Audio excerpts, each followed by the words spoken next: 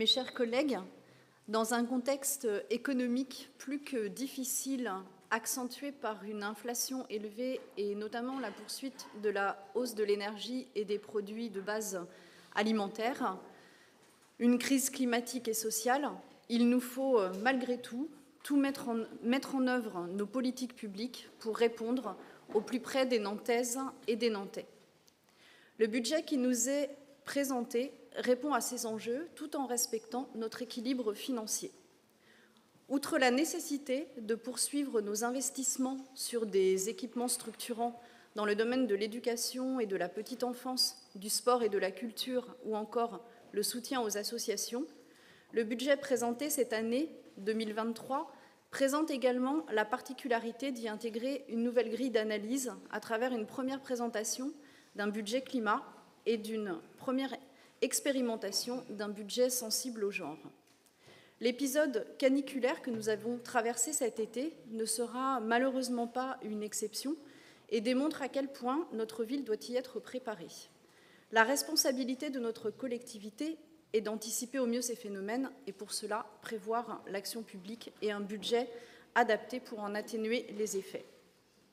Pour autant, le développement durable ne se limite pas à la question climatique, mais entend aussi répondre aux enjeux sociaux et sociétaux de notre temps.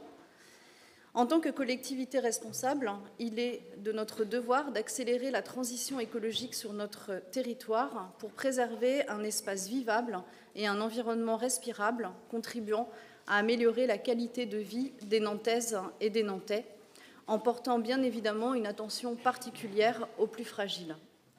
Par ailleurs, notre ville a pris un engagement fort, celui de faire de Nantes la première ville non sexiste d'ici 2030, pour faire avancer l'égalité hommes-femmes sur notre territoire, adoptant pour ce faire une démarche globale et transversale. Ce choix politique nécessite aussi des moyens financiers afin de lutter contre les inégalités et les discriminations, tout en veillant à ne pas en générer de nouvelles. À ce titre, l'engagement de la ville de Nantes s'illustre en particulier avec cette première expérimentation d'un budget sensible au genre, ce dont nous pouvons nous féliciter. Pour parvenir à l'égalité entre les hommes et les femmes, nous considérons que l'éducation a un rôle majeur à jouer et qu'il est nécessaire de sensibiliser aux notions d'égalité, de respect et d'inclusion dès le plus jeune âge. L'adoption du plan ambitieux de transformation des cours d'école en cours non genrés au dernier conseil municipal le 9 décembre dernier est un exemple de mesures concrètes à cet effet. Ainsi, par cette nouvelle approche du budget, la ville de Nantes se donne les moyens d'agir pour répondre aux enjeux climatiques, sociaux et sociétaux, tout en protégeant les plus fragiles et en luttant contre les inégalités de genre, ce qui contribue aussi à l'émancipation des femmes.